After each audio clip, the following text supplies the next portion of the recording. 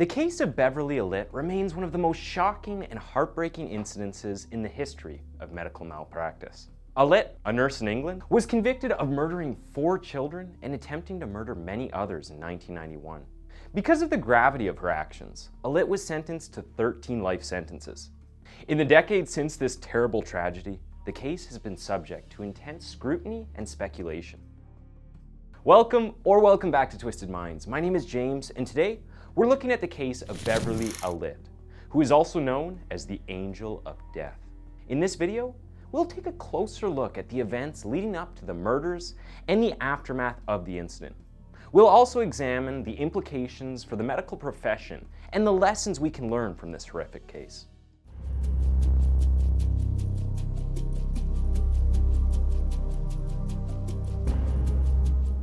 Beverley Allitt was born in Grantham, England on October 4, 1968. She was one of the 4 children of Richard and Marilyn Allitt. Beverley had a difficult life growing up. Her father was an alcoholic, and her family was constantly struggling financially. Allitt developed attention-seeking tendencies during her childhood. She would often wear medical dresses and casts, even when she had no wounds. She was also known to show aggression toward others. She would often visit hospitals seeking medical attention, despite not suffering from any ailment. So much so that she even had her perfectly healthy appendix removed. Allitt was also known to self-harm. She was constantly changing doctors because medical practitioners became familiar with her attention-seeking behaviors and refused to treat her for illnesses that she didn't have. Ironically, she went on to train as a nurse when she grew up. She was suspected of odd behavior, such as smearing feces on walls during her training at the nursing home.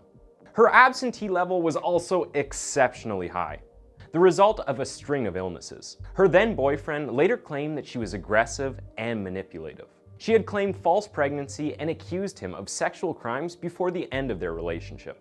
Despite Allitt's poor attendance at the nursing home where she was training, and despite failing her nursing examinations multiple times, she was taken on with a temporary 6-month contract at the Grantham and Kesteven Hospital in Lincolnshire in 1991 because they were grossly understaffed. Allitt had a history of psychological problems. She was diagnosed with Munchausen syndrome by proxy, a medical disorder that caused her to cause harm to others in order to gain attention. The victims of Allitt's were all young children, aged between 7 months and 11 years old. While the exact nature of Allitt's actions has never been determined, it is believed that she injected the victims with several large doses of insulin and tampered with medical equipment. Allitt's horrific crimes serve as a reminder that even those who appear normal can be capable of committing terrible acts. It's a frightening reminder of the potential for evil that lurks within each of us. And it is a reminder that we should always keep our guard up and be aware of those around us, even if they come from a profession that's meant to save lives.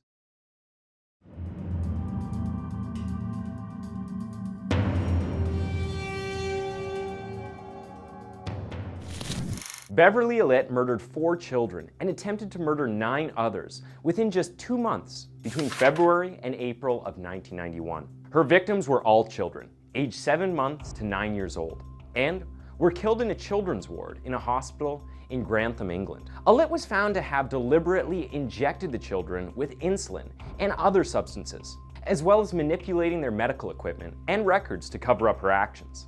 Allitt would use medication and injections to cause cardiac arrest. She killed 7-month-old Liam Taylor, 11-year-old Timothy Hardwick, 9-weeks-old Becky Phillips, and 15-months-old Claire Peck.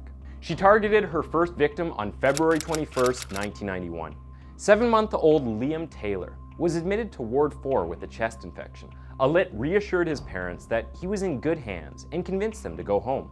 When they came back, Allitt told them that Liam had suffered a respiratory emergency but was now fine.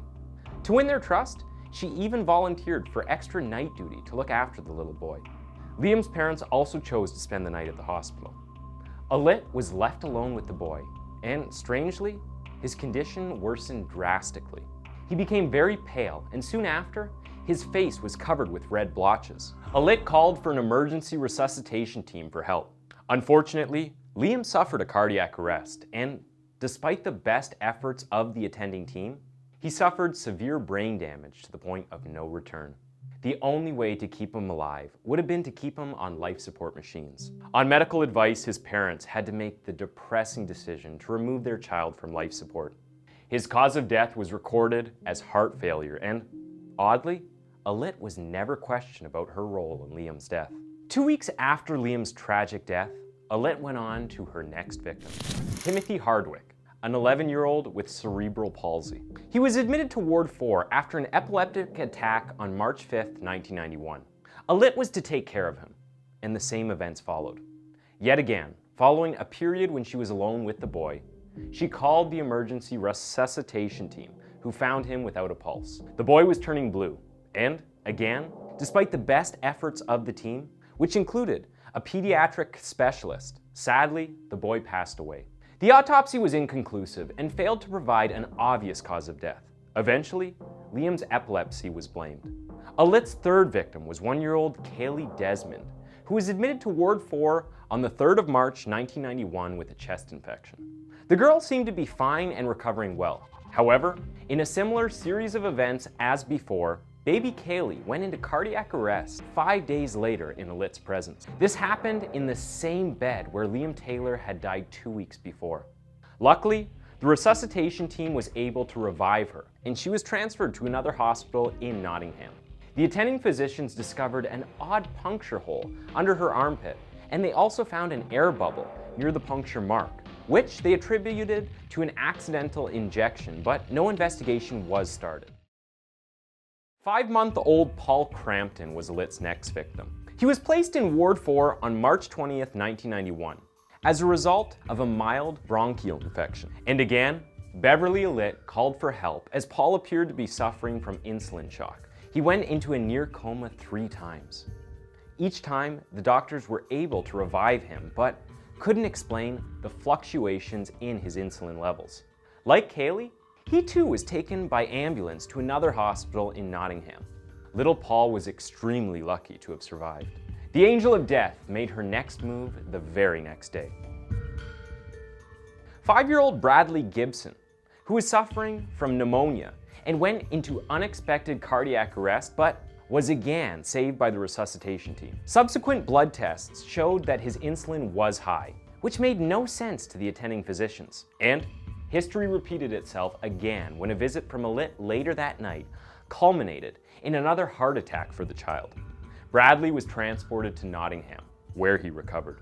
Despite these constant unexplained health events among little children at the hospital, all in the presence of Allitt, no suspicions were raised, and she continued to plot and plan her next violent move.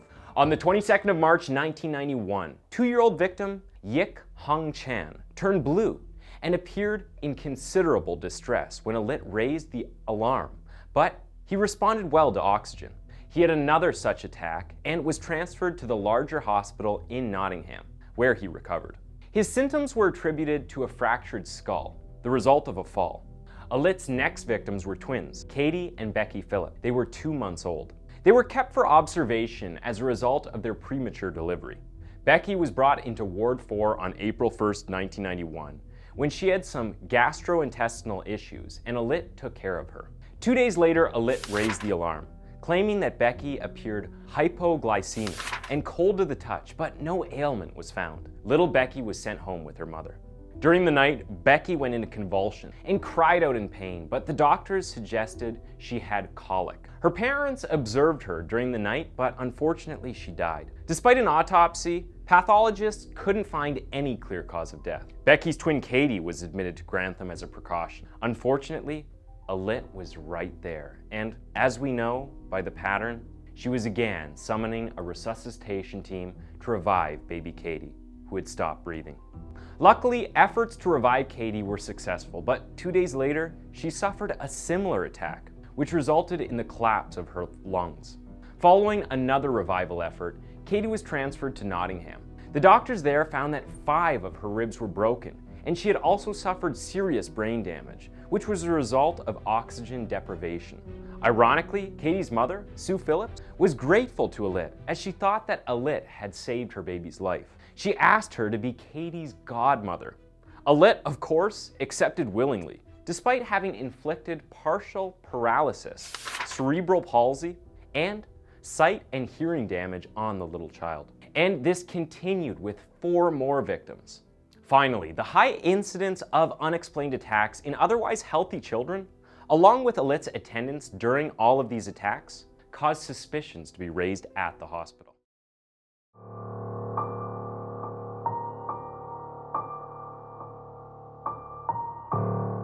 Eventually, on the 22nd of April 1991, Allitt's killing spree came to an end with the death of 15-month-old Claire Peck, an asthmatic child who required a breathing tube. While the little child was in Allitt's care for merely a few minutes, she suffered a heart attack.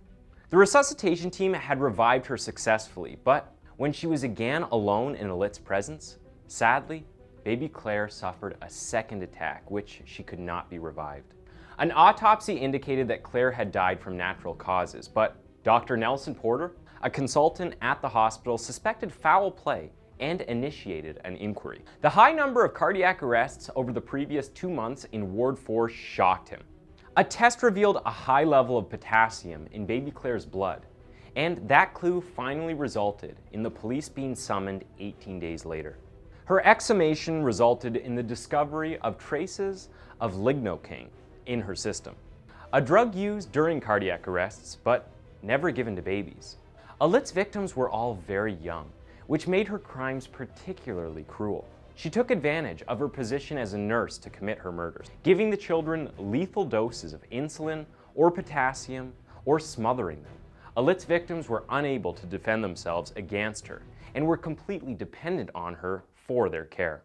The case of Beverley Allitt remains one of the most notorious cases of murder in the UK, and serves as a reminder of the dangers of leaving children in the care of adults who may not have the best interests at heart.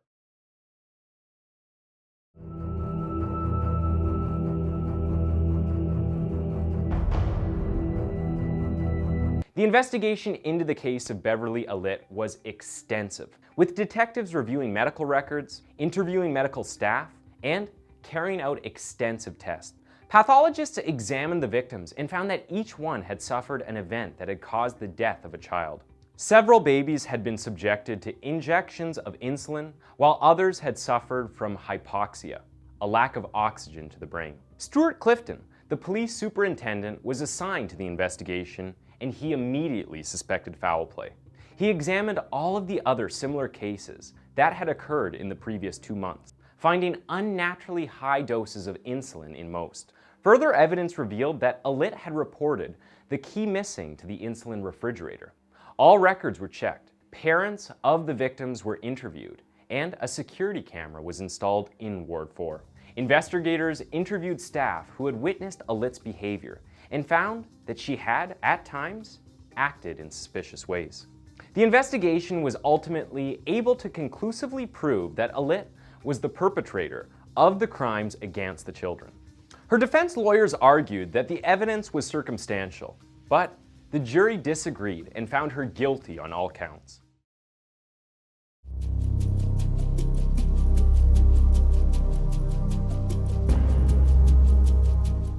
On the 26th of May 1991, Beverley Allitt was arrested after a long investigation into the suspicious deaths of 4 infants and the attempted murder of 3 others at the Grantham and Kesteven Hospital in Lincolnshire. Allitt had been a children's nurse and was one of the only people who had access to the children during the time of their deaths and attempted murders. Allitt was charged with the murder of Claire Peck, Liam Taylor, Timothy Hardwick, and Kaylee Desmond, and with the attempted murders of Paul Crampton, Owen Payne, Chelsea Payne. She was also charged with 11 counts of causing bodily harm. Allitt was remanded to Rampton Hospital, a secure mental hospital, while awaiting her trial. Allitt was interrogated multiple times and initially denied any wrongdoing. She showed calm and restraint under interrogation and denied any part in the attacks. She insisted that she had merely been caring for the victim. However, a search of her home revealed parts of the missing nursing log. Further extensive background checks by police indicated a pattern of behavior that pointed to a very serious personality disorder. Allitt exhibited symptoms of Munchausen syndrome and Munchausen's syndrome by proxy, in which the person tried to gain attention through illness. With Munchausen syndrome, Physical or psychological symptoms are either self-induced or framed in oneself to gain attention. Munchausen's by proxy involves inflicting injury on others to gain attention for oneself. It is quite unusual for an individual to present with both conditions. Allitt's behavior in adolescence appeared to be typical of Munchausen syndrome, and when this behavior failed to elicit the desired reactions, she began to harm those little children at the hospital in order to satisfy her cruel desire to be noticed.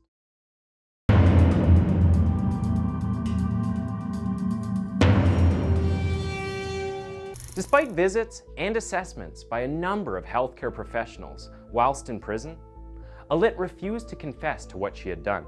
After a series of hearings, Allitt was charged with 4 counts of murder, 11 counts of attempted murder, and 11 counts of causing bodily harm. As she awaited her trial, she rapidly lost weight and developed anorexia, a further indication of her psychological problems. The trial of Beverley Allitt began in February 1993. At the trial, Allitt was accused of using insulin to cause several of the incidents and was charged with 4 counts of murder, 11 counts of attempted murder, and 11 counts of causing bodily harm. During the trial, the prosecution argued that Allitt had deliberately harmed the children in her care. Allitt, however, denied all charges. The jury ultimately found Allitt guilty of all charges, and she was sentenced to 13 life sentences. After the trial, Allitt was held in a high-security psychiatric hospital where she still remains today. The trial of Beverley Allitt was a complex and difficult one, with many questions still unanswered. Despite the conviction, many still believe that Allitt is innocent and the real culprit remains unknown. The sentencing of Beverley Allitt was a highly emotive event. Allitt was found guilty of the murders of 4 babies and the attempted murder of 3 others. The judge described her as a danger and a menace to young children and sentenced her to 13 life sentences. Allitt's sentence was controversial, as some argue that she should have been given the death penalty. However, the UK abolished the death penalty in 1965, so this never was a possibility. Nevertheless, Allitt's sentence was the harshest that could have been given in the UK.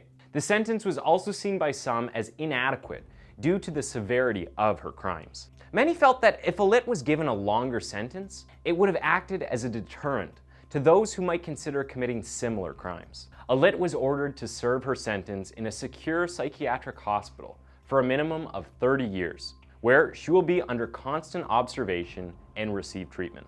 She will only be released if it is deemed that she is no longer posing a threat to society. After a trial that lasted nearly 2 months, and at which Allitt attended only 16 days due to continued illness, she was convicted on the 23rd of May 1993 and given 13 life sentences for murder and attempted murder.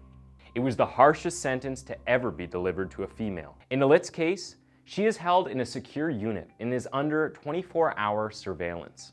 She can leave her cell for short periods of time for activities such as exercise, therapy, and educational classes. After all she did, we can hope that she never gets out of prison.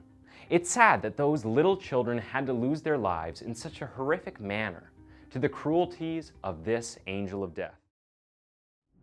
Thanks for tuning in to Twisted Minds. That was the case of Beverley Allitt. And why don't you go ahead and click on one of the 2 videos on your screen for another one of our videos.